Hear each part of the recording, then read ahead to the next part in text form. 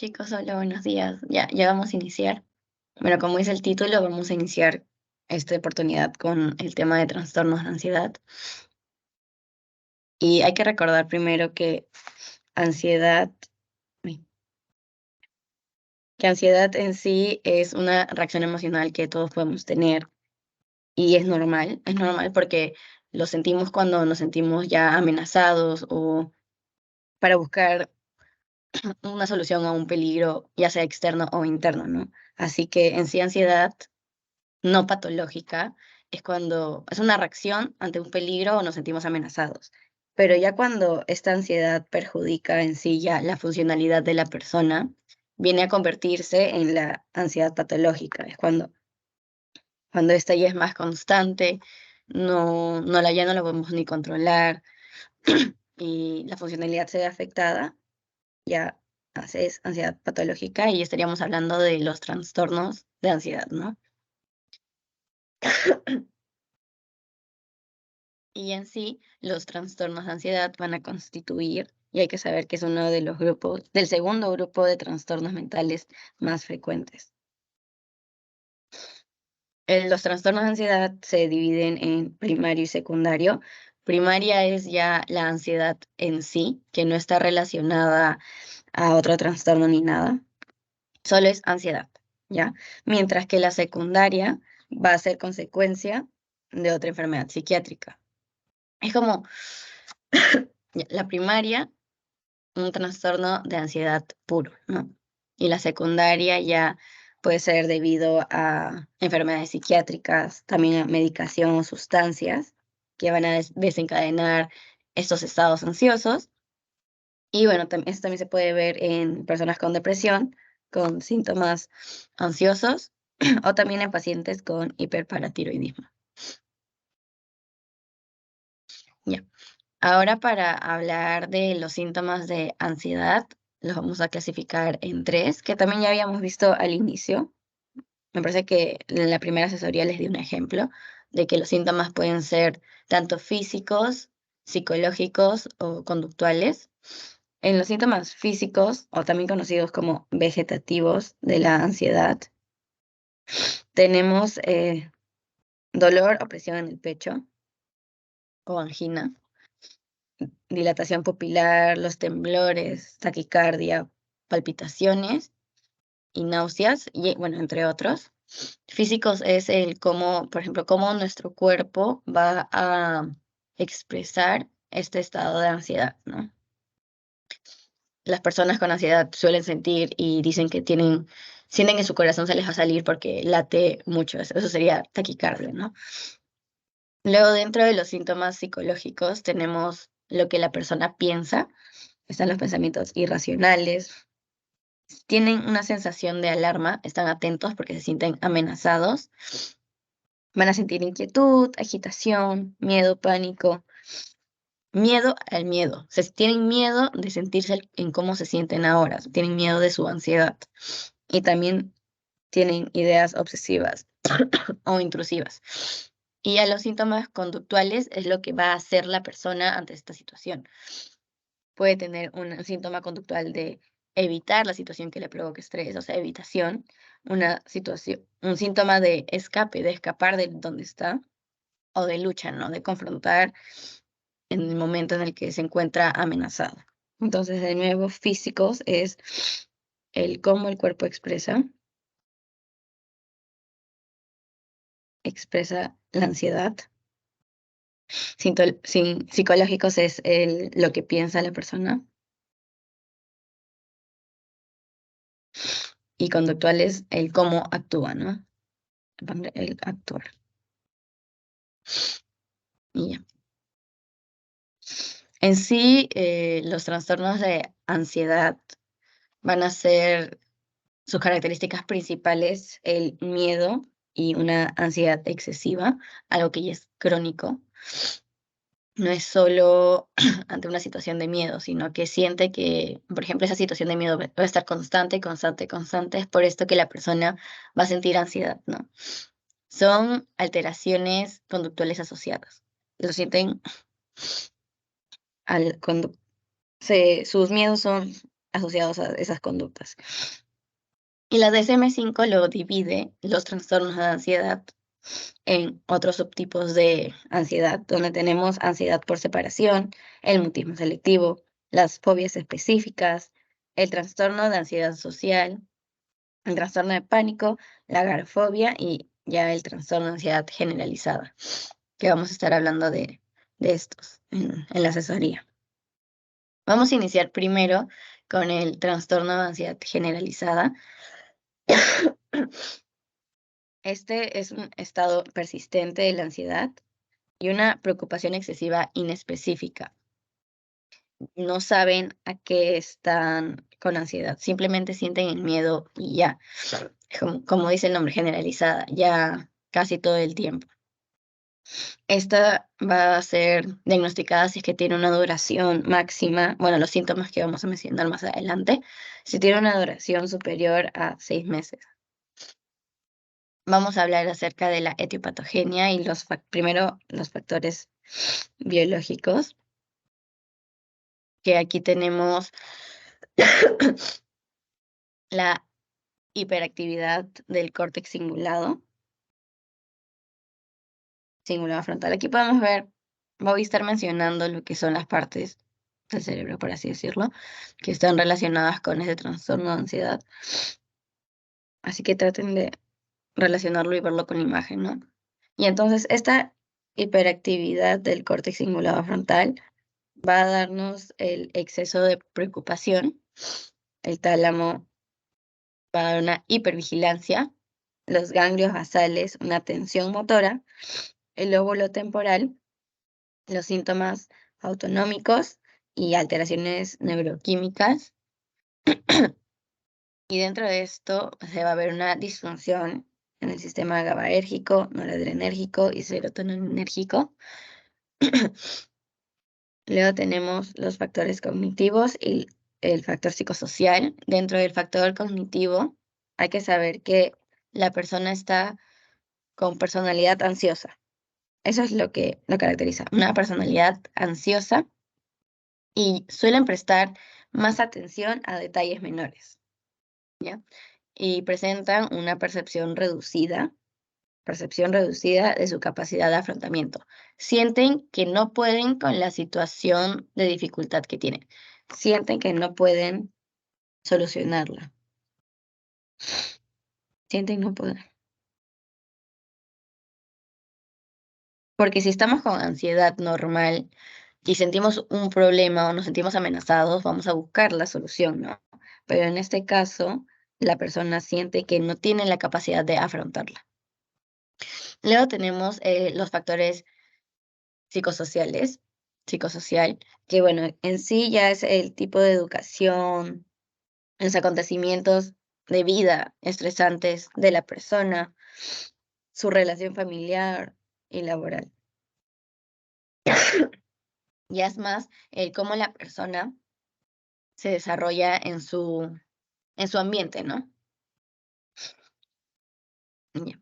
Ahora para ver la clínica del trastorno, del trastorno de ansiedad generalizada, la clínica, los síntomas se van a hacer autónomos y persisten a pesar de que desaparezca el factor estresante.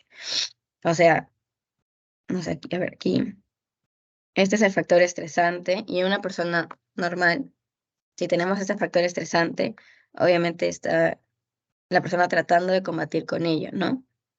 Y si es que se va, ya la persona no está estresada. Sin embargo, aquí, ese sigue siendo el factor estresante, la persona está con ansiedad, quiere combatirla, siente que no puede, pero si es que se va esto, la persona va a seguir con ese trastorno de ansiedad. Esté o no, los síntomas van a persistir. Entonces, ¿cuáles son los síntomas que siente la persona?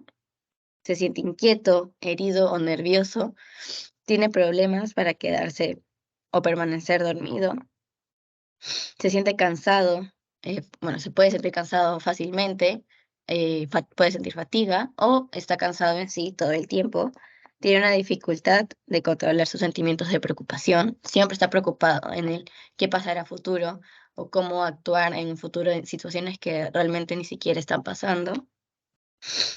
Tiene dificultad de concentrarse, a veces la mente queda en blanco, había una disminución de los pensamientos, una incapacidad de tolerar la incertidumbre. Es por eso que en algunos síntomas conductuales se ve lo de escape o evitación, porque tratan de evitar situaciones que saben que pueden desencadenar su ansiedad. También suelen estar irritables, tienen temblor, sensación de nerviosismo, náuseas, diarrea, dolores de cabeza, musculares, del estómago y también en sí dolores que ni ellos mismos pueden explicar. Y bueno, suelen preocuparse mucho por cosas cotidianas, porque ya, como mencioné, las personas con personalidad ansiosa suelen ver los detalles mínimos, mínimos, mínimos. Es por eso que suelen preocuparse mucho en el día a día, piensan mucho en lo que dicen, en lo que las otras personas les dicen y así. Y también pueden presentar el síntoma de sudar mucho, sentirse mareado o sin aliento, es decir, o sea, disnea. Sin aliento sería disnea.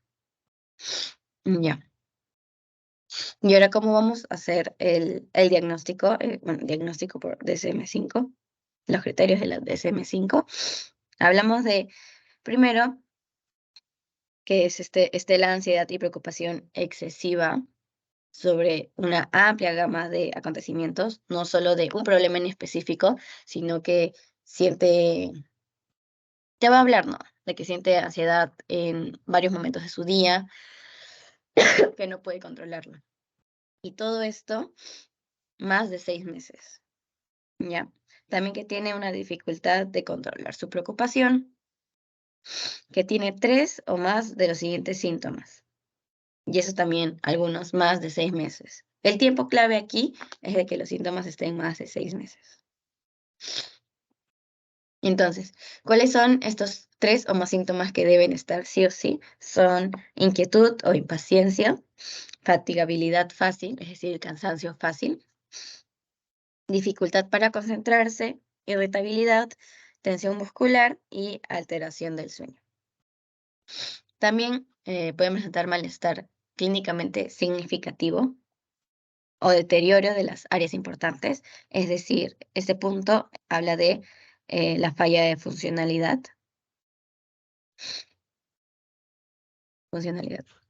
Y obviamente no debe estar relacionado al consumo de sustancias o alguna afectación médica previa. Estos síntomas de ansiedad, por eso es que en la entrevista debemos preguntarle si es que está consumiendo algo, si es, por ejemplo, si te dice que sí, justo desde que consumió, no sé, una medicación, se siente con estos síntomas de ansiedad, justo desde que inició con este medicamento, obviamente la causa más probable podría ser por el medicamento que se siente así, ¿ya? Así que si estuviera relacionado con algún tipo de medicamento o alguna afección médica previa, ya no sería diagnosticada como trastorno de ansiedad generalizada. Por eso dice que no debe haber consumo de sustancias. Y bueno, también de que has estado tratando de ver posibles diagnósticos.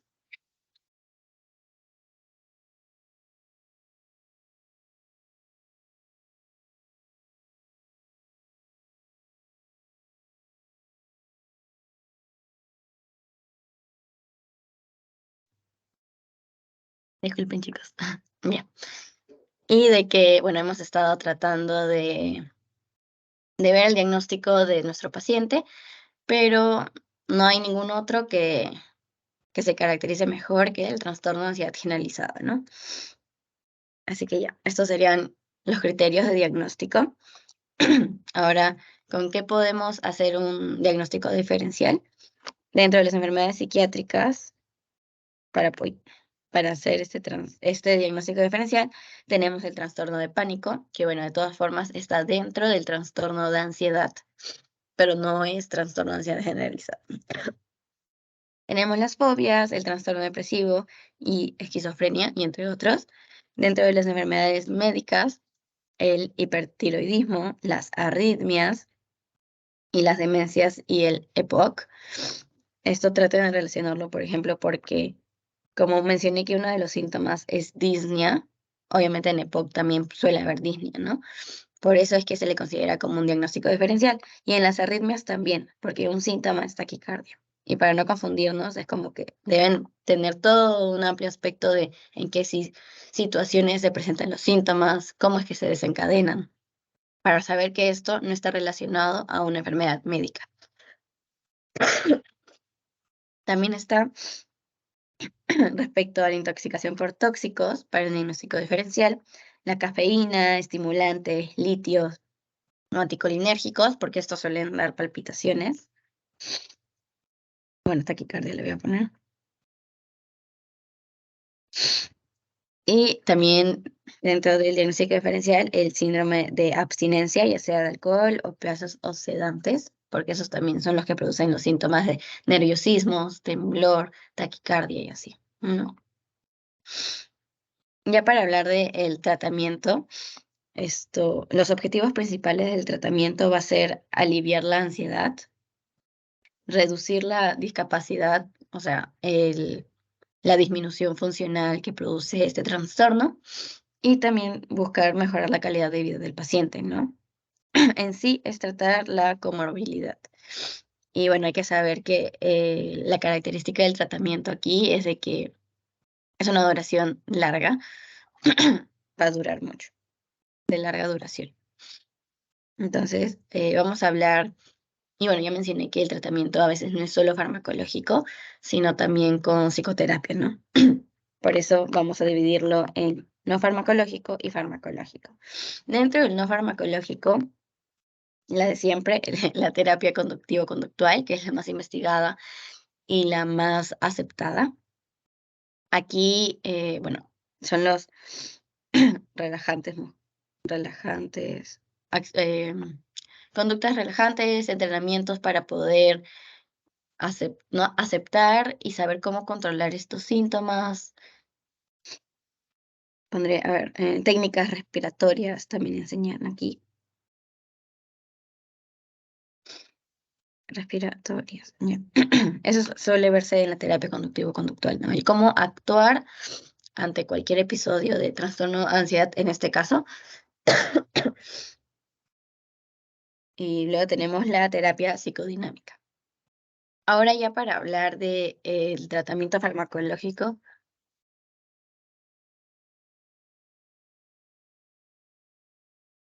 disculpen, entra mi perrita. Y bueno, en el tratamiento farmacológico, bueno, la primera línea son los antidepresivos, pero ¿cuáles? Los ISRS, que son los inhibidores selectivos de la recaptación de serotonina.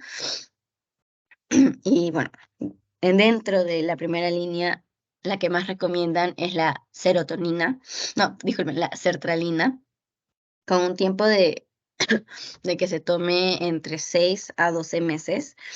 Y ya dentro de la segunda línea tenemos los duales, recomendado el desvenlafaxina. Tenemos, aquí igual podemos ver los demás. Este es el,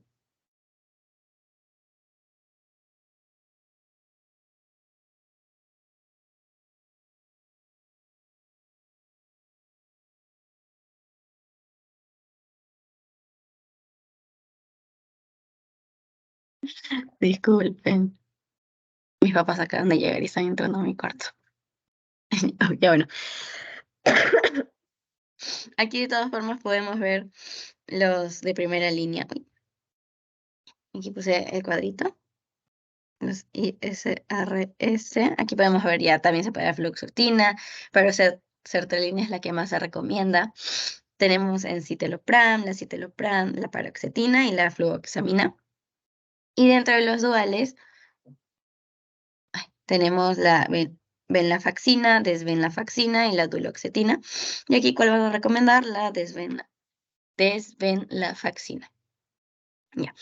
Y se recomienda que los antidepresivos se den con benzodiazepinas, pero no a larga duración. No consideran que sea un tratamiento a larga duración con benzodiazepinas, dice que el tiempo debe ser mínimo porque esto genera tolerancia y dependencia, ¿no? Y que llegas bien a ser la tolerancia es cuando empiezas ya a tomar tu, no sé, tu clonazepam, la tomas en cantidad mínima, porque siempre se inicia tomando una cantidad mínima, pero llega un punto en el que esta cantidad ya no te está haciendo efecto, ya eres tolerante a la cantidad que te dieron. Es por eso que ahí, y bueno, le daría, no sé, siempre se suele dar 0,5, incluso a veces el cuarto de una pastilla que viene a ser 0,25 miligramos, ¿no? Y empieza a subir la dosis para el mismo paciente. Sube y sube hasta que vuelva a hacer efecto. Eso es tolerancia. Y es como en las benzodiazepinas suelen tener un riesgo de tolerancia muy alto porque en algún punto llegan de esa mínima cantidad que le dabas, se tiene que aumentar. Y esto también va a estar muy relacionado con lo que es la dependencia. Te vuelves de alguna forma, como dice el nombre, ¿no? Dependiente, adicto a esta pastilla. Sientes que la necesitas. En caso de clozapam, sientes que la necesitas para dormir, sientes que la necesitas para tranquilizarte. Por eso es que se recomienda un mínimo tiempo de uso. Y este mínimo tiempo es que se recomienda que sea menor a 4 semanas, de 4 a 6 semanas, menos de esto. En sí se usa para aliviar, un alivio rápido de los síntomas y también en crisis agudas. Bueno, como ejemplo tenemos la alprazolam, la clonazepam, la diazepam y la lorazepam. Y bueno, hay que saber, aquí voy a mencionar, aquí tenemos los tipos de benzodiazepinas porque son de acción larga, acción inmediata. Eso lo hemos visto en fármaco. Acción larga, de inmediata, corta y acción ultra corta. Hay que saber que no a todas las personas les podemos dar la misma benzodiazepina. Por ejemplo, en este caso, les voy a mencionar los pacientes cirróticos o en sí pacientes con hepatopatías, pacientes con hepatopatías.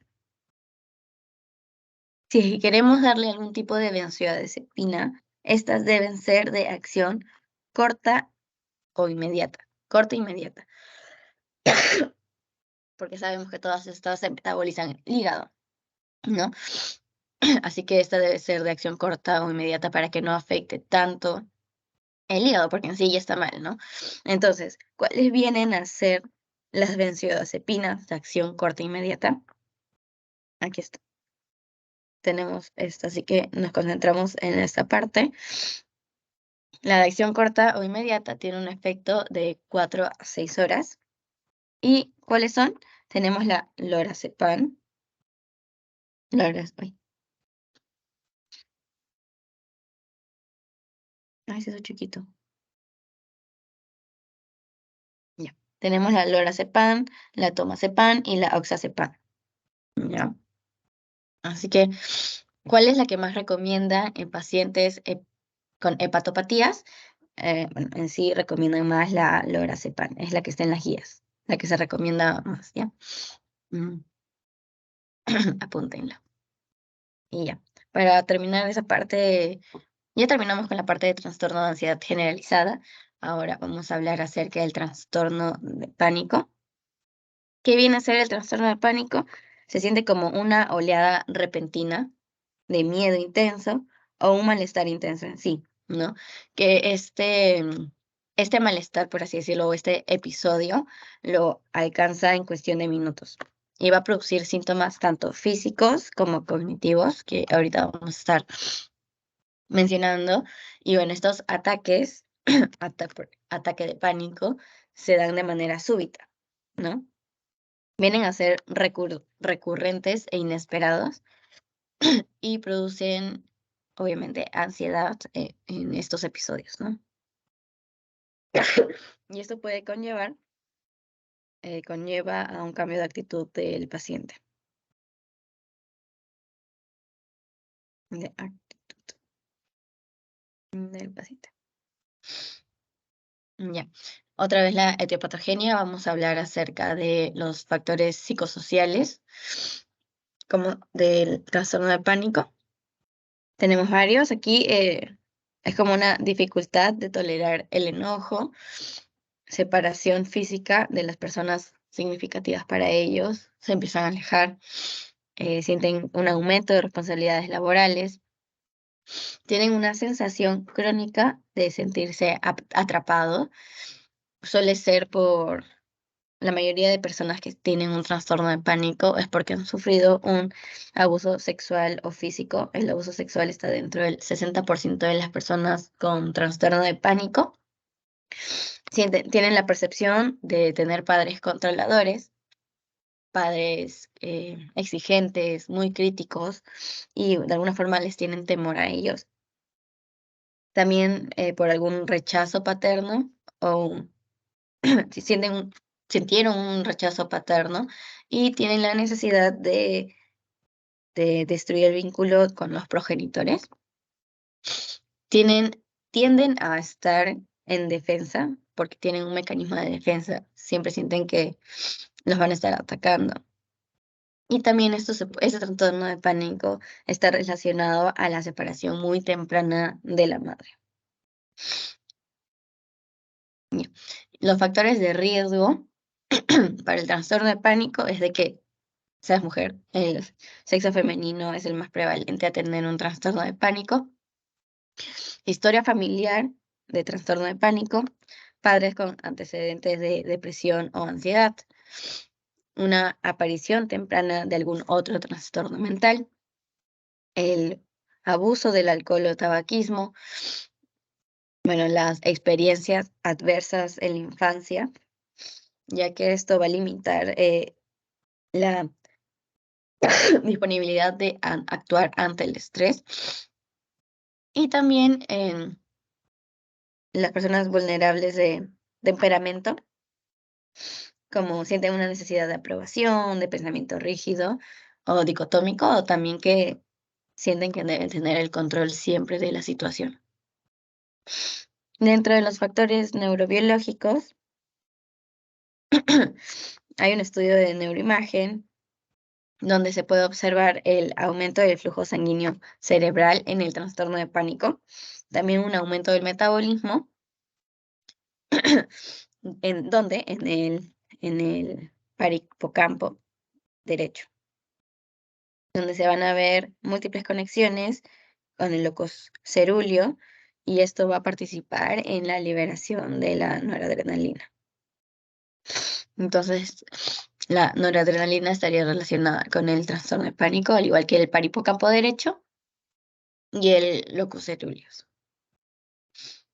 Entonces, el diagnóstico para el trastorno de pánico va a ser la aparición temporal y aislada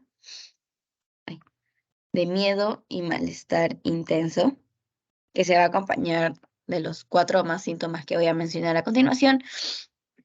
Y es muy importante que recuerden que se inician bruscamente y van a alcanzar su mayor expresión en los primeros minutos, ¿ya? Entonces, ¿cuáles son estos síntomas que deben estar presentes? Bueno, de esta lista, 4 o los 5 es palpitaciones, palpitaciones, que es la taquicardia, ¿no? Aquí la menciono como sacudidas de corazón, o una elevación de su frecuencia cardíaca en el momento, ¿ya? En su trastorno de pánico. Sudoración, temblores, una sensación de ahogo o una falta de aliento, y también la sensación de atragantarse. ¿De qué se va a diferenciar con el otro? Es de que el trastorno de ansiedad generalizada, es de que aquí no es un tiempo tan largo. En el anterior era que los síntomas persistan más de 6 meses. Aquí es simplemente saber que inician bruscamente y se van a manifestar y desencadenar mucho más fuertes dentro de los primeros minutos. El tratamiento para un trastorno de pánico, bueno, de nuevo, la primera línea va a ser los antidepresivos. En sí, en los trastornos de ansiedad, los antidepresivos son de primera línea y son los que se recomiendan como una intervención a largo plazo. Puedes ayudarse con las benzodiazepinas, pero otra vez esto a corto plazo y simplemente es para ayudar a controlar las crisis agudas. Ya. Ahora vamos a hablar acerca de las fobias. Las fobias aquí es el temor excesivo, persistente y irracional a un objeto, actividad o situación específica. Esto no es por pensamientos que tengamos, por ideas o por, no sé, nos dijeron algo y nos matamos por una palabra que dijeron y así, ¿no? No es una situación, actividad o un objeto en específico. Algo exacto que, no sé, que nos da esta fobia, ¿no? Este temor excesivo. Ya. ¿Y qué va a producir bueno, este objeto, actividad o situación en específica? Nos va a dar la necesidad de evitarlo, ¿no? Evitarlo, ya que, bueno, esto es conocido como el estímulo fóbico. El objeto, actividad o situación que nos dé miedo en sí es el estímulo fóbico. Hay que conocer las características esenciales.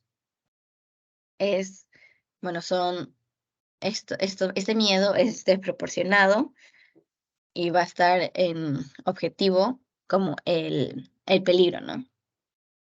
Este peligro va a ser irracional, que solo la misma persona lo va a entender. Otras personas, no sé, por ejemplo, yo le puedo tener miedo a las cucarachas, es mi fobia, y a otra persona ve a la cucaracha y normal, y en cambio yo veo a una y ya tengo un miedo irracional, no, estoy paniqueando, pero es como la otra persona se queda como, no, pero no da miedo, pero a mí sí, ¿me entiendes?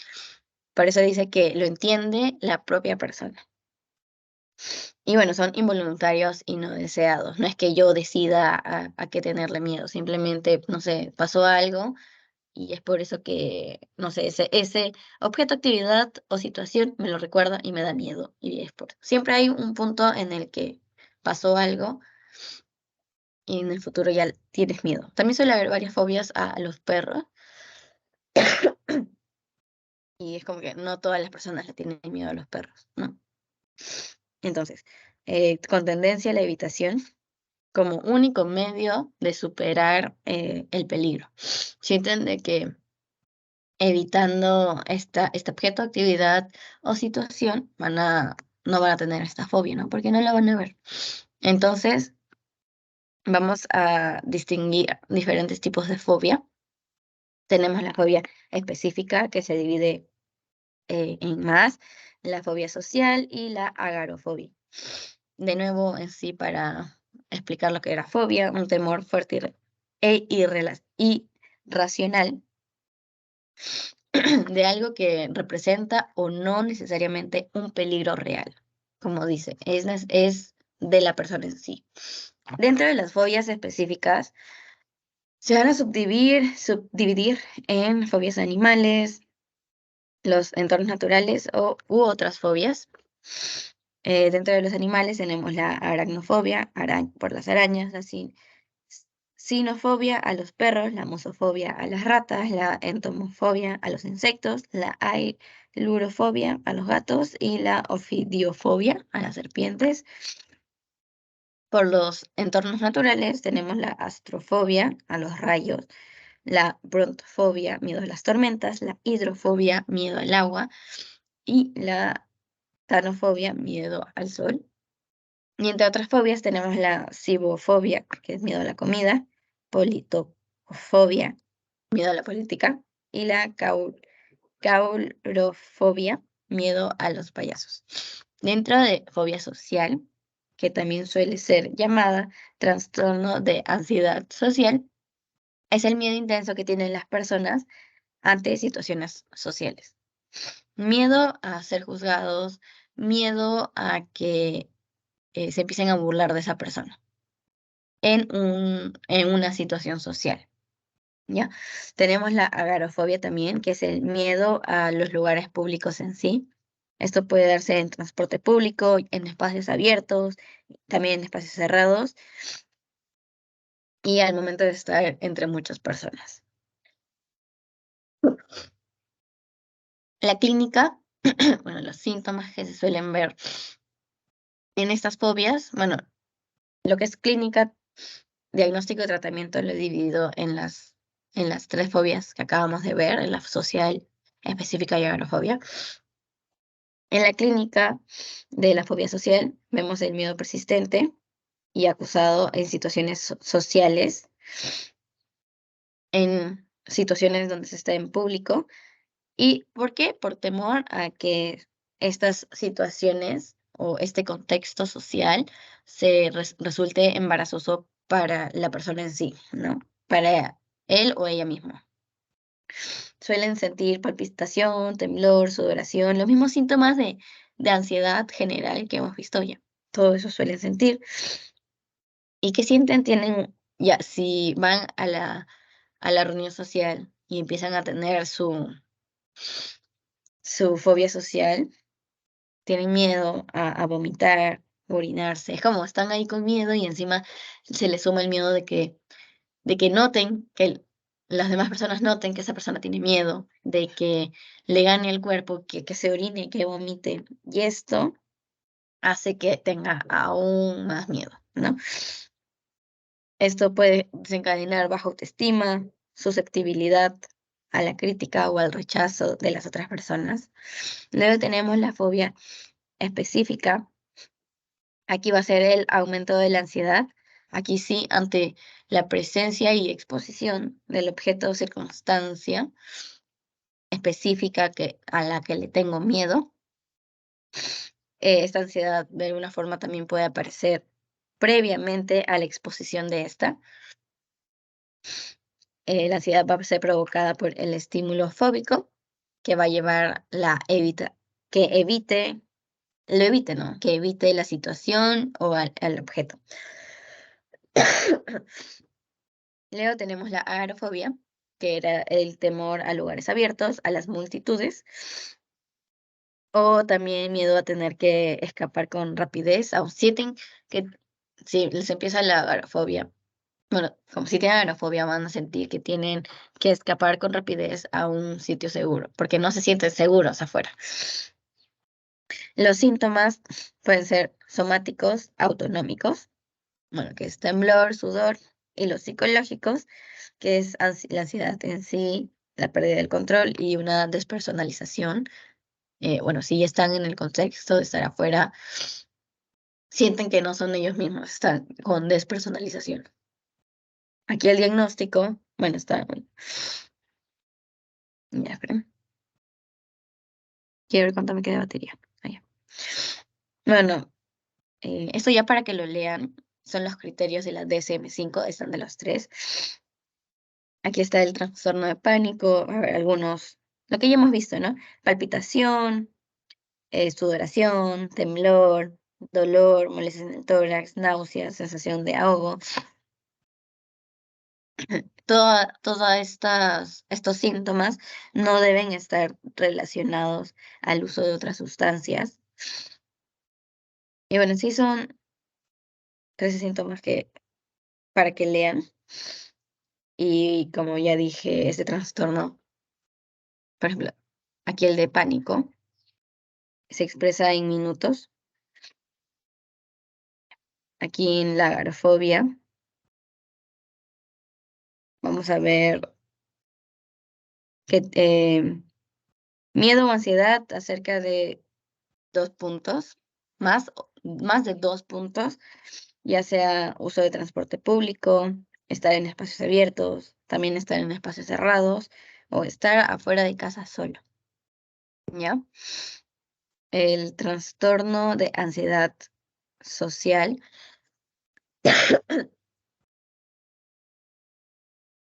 El trastorno de ansiedad social o fobia social, miedo o ansiedad intensa a situaciones sociales donde el individuo va a estar expuesto por parte de otras personas, se siente expuesta a la persona.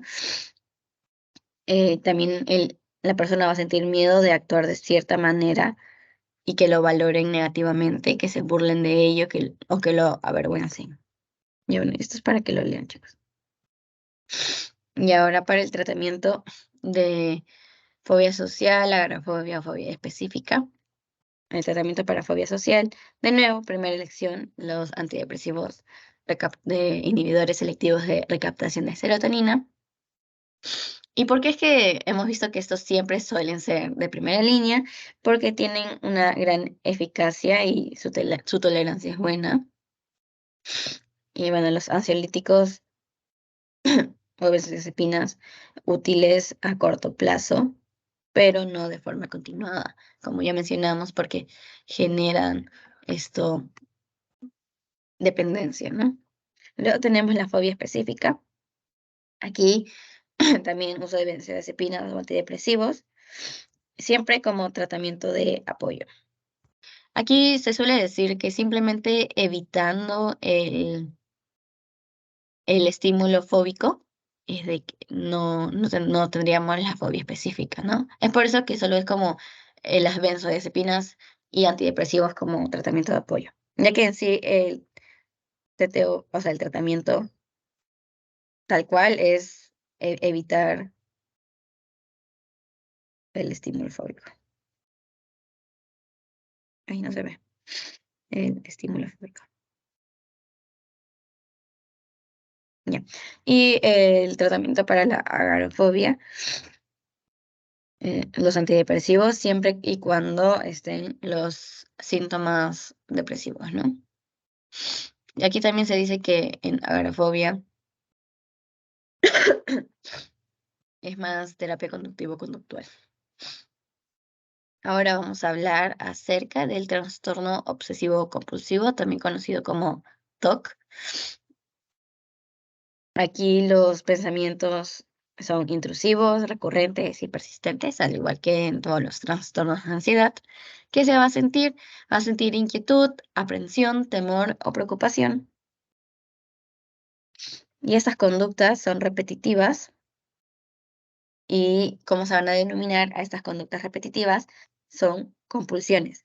¿Y qué buscan las compulsiones? Y ahorita vamos a mencionar, bueno, vamos a mencionar su concepto en sí. Van a buscar reducir la ansiedad del estímulo fóbico. Bueno, aquí ya no sería estímulo fóbico en sí, de lo que consideres que sería el porqué del trastorno TOC, ¿no? Entonces, el trastorno obsesivo compulsivo va a estar relacionado a las obsesiones y a las compulsiones. Recuerden, a estos dos siempre. ¿Qué son las obsesiones? Pensamientos, imágenes, impulsos o temores de carácter intrusivo o recurrente, que bueno, pueden ser reconocidos como absurdos o impuestos contra su voluntad. Tenemos las compulsiones, que aquí ya son el acto físico o mental. Es como la solución a la obsesión que tenemos, ¿ya? ¿Qué vamos a hacer respecto a lo que tenemos esta obsesión? Por eso dice acto físico o mental estereotipado, que en sí no es ni placentero ni útil y que va a estar relacionado con la idea obsesiva que tenemos, ¿ya? Más adelante voy a dar un ejemplo. El diagnóstico en sí, la DSM-5 la reconoce como el síntoma principal y en la psicopatología nuclear, la compulsión, es decir, el qué se va a hacer acerca de la obsesión, ¿no? Y también menciona que en sí es un conjunto de trastornos que se relacionan, ¿ya? Pero hay que tener en cuenta de que si hay compulsión, es un trastorno obsesivo compulsivo. Obsesivo con, sí. Entonces, los síntomas nucleares del TOC que vamos a ver es la presentación de la obsesión, compulsión o de ambas, mayormente suelen ser de ambas, y que va a seguir un patrón heterogéneo, esto en adultos. Tanto las obsesiones como las compulsiones generan angustia, una intensa distracción a las actividades cotidianas, es decir, hay una disminución de la funcionalidad de la persona. Es como esta obsesión y compulsión genera disminución de funcionalidad. Esto no puede ser explicado mejor por otro trastorno, medicamento o sustancia, no está relacionado al uso de medicamento o sustancia y bueno, no hay otro trastorno que lo identifique mejor. Y también va a ser esencial determinar si la persona es consciente de su padecimiento o no. Entonces, los tipos de trastorno obsesivo compulsivo tenemos al de contaminación, prevención, de orden y organización, que es el que se suele ver y por el que todo el mundo suele relacionar TOC, lo suelen relacionar con orden y organización, pero no solo es eso, aquí podemos ver más tipos. También hay de acumulación, agresividad, de sexo, de religión, una necesidad de constancia y repetición o de cuenta. El TOC por contaminación es el miedo a la contaminación, ya sea por polvo, microbios, líquidos orgánicos, y sienten la necesidad de limpiar estos artículos o de bañarse constantemente. Luego tenemos el de prevención, una duda constante, el miedo que ocurra algún daño, ¿no? Por esto que la persona va a verificar varias veces si ha cometido algún error en el documento, si es que, no sé, la persona sale de casa y, y tiene ese toque de cerrar la puerta, por ejemplo, se va a escapar mi perro. Siente que si se abre la puerta, obviamente se escapa el perro. Dice, cerré la puerta y, no sé, está en la esquina y regresa y quiere verificar si la puerta está cerrada o no, pero no solo una vez, sino es muy constante. No sé, por ejemplo, puede caminar algunas cuadras más y vuelve a pensar eso, ¿no? Ese pensamiento intrusivo. ¿Cerré o no cerré la puerta? Otra vez. Y regresa desde donde está para ver si ha cerrado la puerta o no. Es como el TOC de prevención. Luego el de orden y organización, una preocupación excesiva por el orden. No le gusta que todo esté desorganizado. Es por esto que hasta el mínimo detalle lo pone en un orden. No sé si han visto que hay personas que, o sí, en las series, películas, una persona con TOC de orden, no sé, le dan todo desorganizado, y él mismo lo ordena, pone ahí, no sé, sus lapiceros de color, de orden, del más chiquito al más grande, y si ve que, o bueno, y luego sale y alguien se lo mueve, se va a dar cuenta de que se movió y se va a dar cuenta cuál se movió, qué tanto se movió por el trastorno obsesivo compulsivo que presenta. Luego tenemos el de acumulación, bueno, como dice, de acumular, coleccionar objetos sin valor aparente, el de agresividad, temor a hacer daño a sí mismo o a los otros, eh, de sexo, una imposibilidad de controlar los pensamientos o impulsos sexuales, de religión, miedo a tener pensamientos blasfemos, una preocupación de ideas religiosas, necesidad de constancia, el de seguir cada día el mismo camino para ir al trabajo, sí o sí tienen que seguir, son constantes, ¿no? Siguen el mismo camino, la misma ruta y todo eso, porque les da miedo, no sé, por ejemplo, de alguna forma como salir de su zona de confort, hay que decirlo así, no les gustaría tomar otra ruta porque tendrían miedo a perderse. Luego, repetición o de cuenta, repetir palabras o contar, los números de escalones al subir las escaleras, tocar los asientos. Hay varias personas que cuando caminan, no sé, que tienen este trastorno obsesivo compulsivo de repetición o cuenta, em, no sé, están en su cuarto y quieren ir al primer piso. Es como que cuentan los pasos que dan hasta el primer piso. Y siempre tiene que ser la misma cantidad de pasos hasta llegar al punto en el que quieren ir. ¿Ya? Y aquí un ejemplo para poder entender mejor lo que es este trastorno obsesivo compulsivo. No, no este en sí, sino en general. Vamos a tener esto, la obsesión y la compulsión, ¿ya? Obsesión, en este caso, en este ejemplo, a contaminación, ¿ya? Entonces, si ves contaminación, ¿qué es lo que va a hacer la persona? ¿Cuál va a ser su conducta estereotipada? El lavado, ¿no? Entonces, su compulsión, el lavado. Obsesión de contaminación, la obsesión más común, suciedad de que estén los gérmenes, la suciedad en sí por fuentes de contaminación. Y las compulsiones, ¿cuáles van a ser? ¿Qué vas a hacer si tienes esta obsesión compulsión? Vas a lavarte las manos, vas a ducharte, vas a evitar estas fuentes de contaminación, ¿no? Ya. Aquí esto es banco, una pregunta del examen. Bueno, aquí es paciente mujer de 18 años, quien hace 9 meses, cada vez que usa el inodoro, tiene esa idea repetitiva de poder quedar embarazada porque lo usa su papá o su hermano, ya que lo usaron antes de ella. Esto le va a producir ansiedad. Ya, si produce ansiedad, también ya es un síntoma de. Es por esto, es la razón de que al usarlo, antes lo lava con lejía, reconoce que la idea es absurda, pero conforme avanza la idea, llega a creer lo posible. Y no quiere pensarlo, pero viene contra su voluntad, ¿ya? Bueno, en sí ya, ¿cuál sería el diagnóstico, chicos? ¿Qué diagnóstico le darían a esta paciente?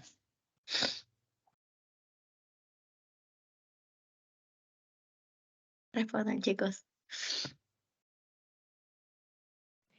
¿Sería el trastorno obsesivo compulsivo? Sí, trastorno obsesivo compulsivo. Ya, porque vemos la obsesión, ¿no? La obsesión, ¿cuál sería?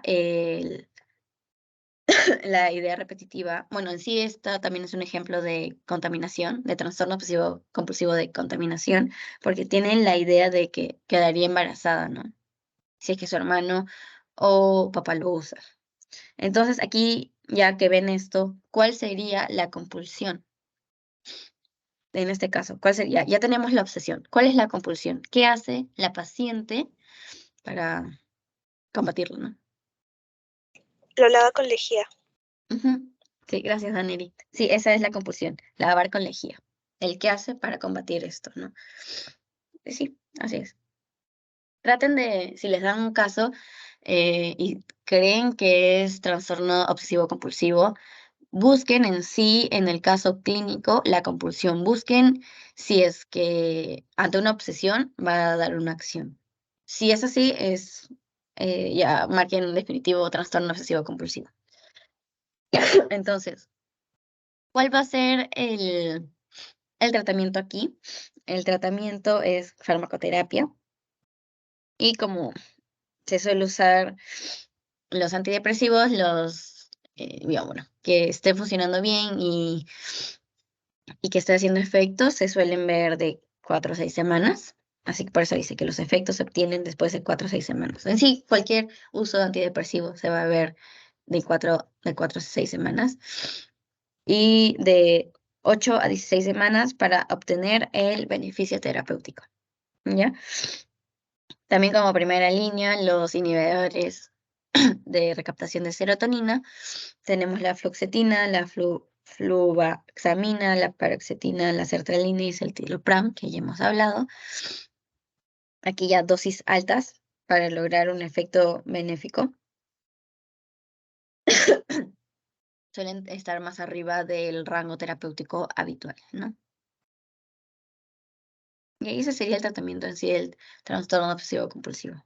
Y bueno, también el, el no farmacológico, que sería la terapia conductivo-conductual, que eso sí se puede dar en cualquier, ya sea, en cualquier trastorno psiquiátrico. Luego ya el último que vamos a mencionar de trastorno de ansiedad, que es la ansiedad ay, por separación. Algo rápido, es la preocupación o temor excesivo de estar separado de miembros de la familia. Esta suele verse. Ay, no cambié el título acá.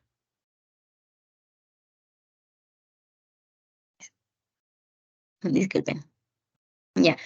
Esto suele verse más en niños. Ya.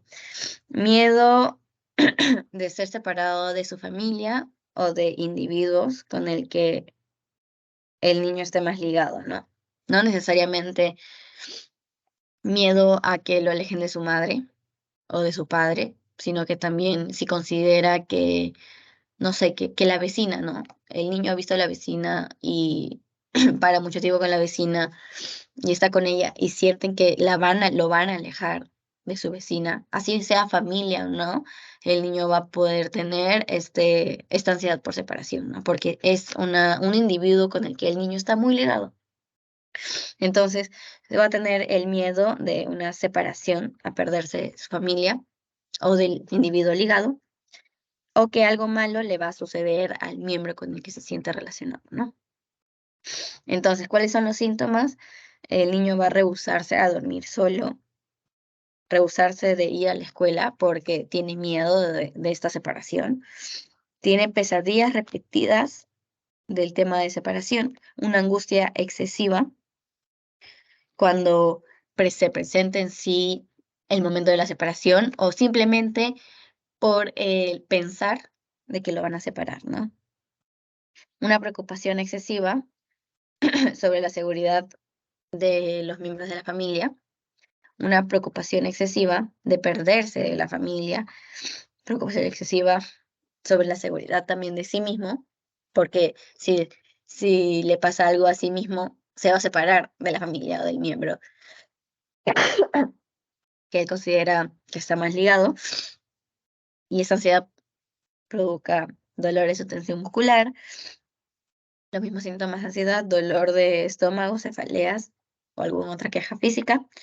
El niño, la persona suele presentarse temerosa, con miedo a estar solo. También tiene una preocupación excesiva cuando duerme lejos de casa porque no va a estar ahí si es que pasa algo malo. Aquí estaría más involucrado también el miedo a que pase algo malo con la familia.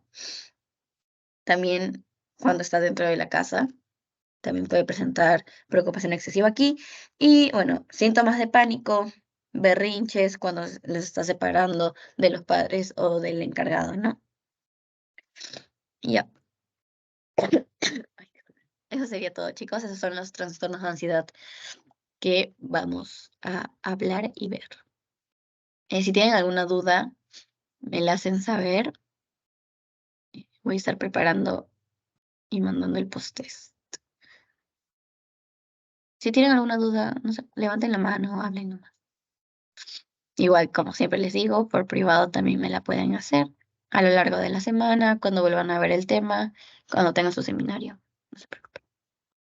Estoy para responder. Ya. Acabo de mandarles el post-test por el chat. Y ya. Vamos a dar 10 minutos para que respondan. Me avisan cualquier cosa.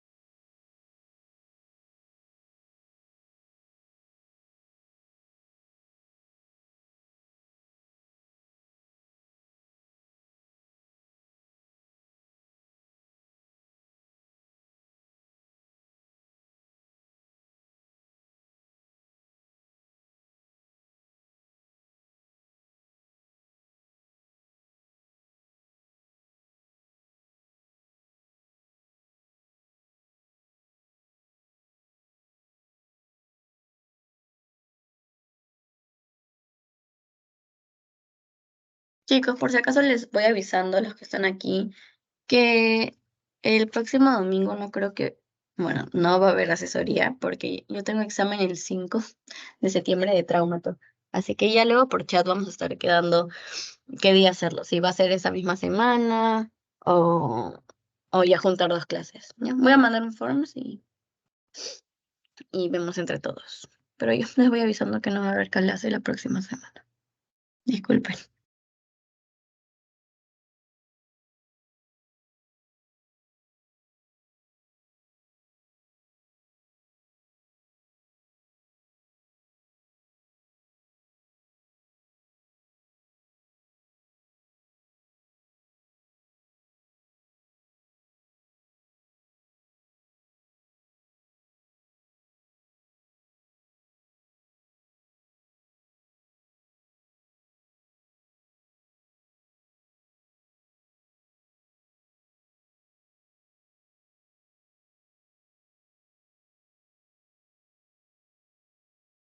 Chicos, no se vayan, aún falta ver las respuestas.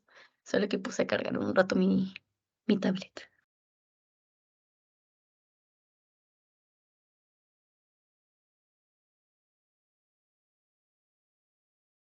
Voy a dar 2 minutitos más y ya respondemos lo del post y ya a seguir con nuestro domingo.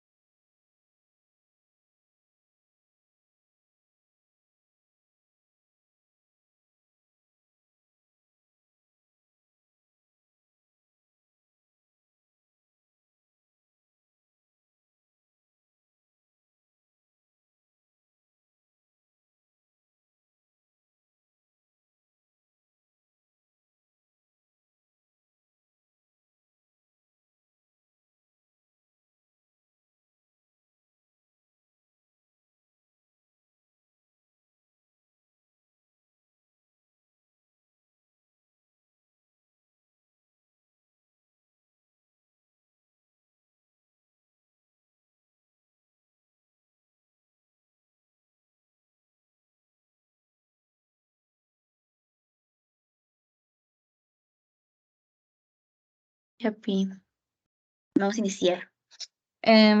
Mujer de 25 años sale de la universidad a las 10 p.m.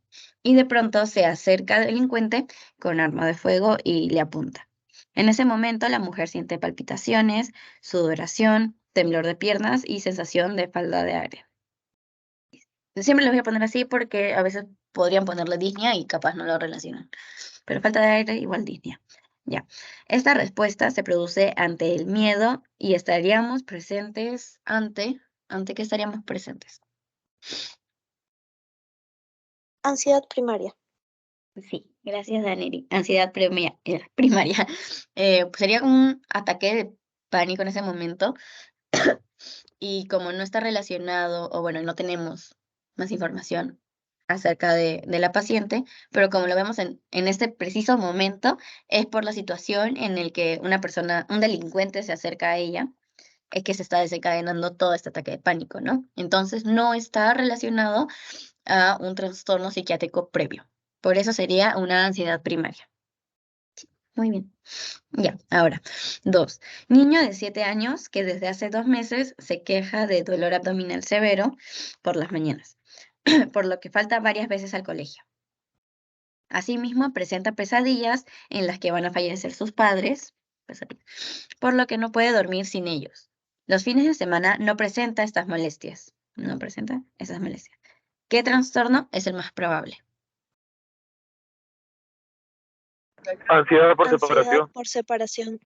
Sí, chicos, perfecto. Gracias. Ansiedad por separación. Porque podemos ver de que podría ser que este dolor abdominal le esté somatizando por días, en el día de colegio para faltar y poder estar con sus padres, para que estén con él. Y es por esto que los fines de semana no presenta estas molestias, ya que los fines de semana suelen estar los padres todo el día en la casa, ¿no? Sí, por eso, y bueno, los síntomas que ya vimos, pesadillas de que van a fallecer sus padres ahí después. Y todo esto indicaría que es ansiedad por separación. Sí, muy bien. Luego 3. Paciente mujer de 25 años llega a emergencia sin antecedentes patológicos, acompañado de familiares. Paciente refiere dolor torácico, sensación de nudo en el estómago y garganta, dificultad respiratoria, opresión torácica supraesternal y debilidad en las piernas. Y sequedad de boca, temblor, sudoración, taquicardia. Usted, de médico de guardia, debe establecer un diagnóstico. Ya. Ay, no puse. Ay, ya. ¿Cuál de es? Crisis ¿Qué de es que ansiedad. Sí, estaríamos ante una crisis de ansiedad. Sí, chicos. Por todos los síntomas que está presentando, ¿no? Ahora, 4. Del cuadro anterior, señalar cuáles son los síntomas vegetativos. O sea, de este caso, cuáles son los síntomas vegetativos o físicos. Porque era o vegetativos o físicos. ¿Cuál sería, chicos? Taquicardia. Sí, perfecto. Taquicardia. Porque angustia, miedo, sensación de muerte y de realización es más que nada síntomas psicológicos. Lo que el paciente siente, ¿no? Mientras que taquicardia es, taquicardia es cómo el cuerpo lo expresa. Recuerda. Los otros son psicológicos. Taquicardia es el vegetativo /físico. Y ya la última pregunta es, varón de 70 años, hospitalizado por hepatopatía, cursa con ansiedad e insomnio. ¿Cuál de las siguientes benzodiazepinas es de primera elección?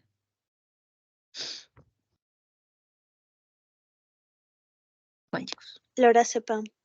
Sí, lorazepam. Como vimos, la guía indica que lorazepam es la que más se recomienda, ya que es de acción, por así decirlo, inmediata, ¿no? Y eso sería todo, chicos. Muchas gracias por estar aquí. Gracias. Muchas gracias. Muchas gracias, Josefina. Gracias, Josefina.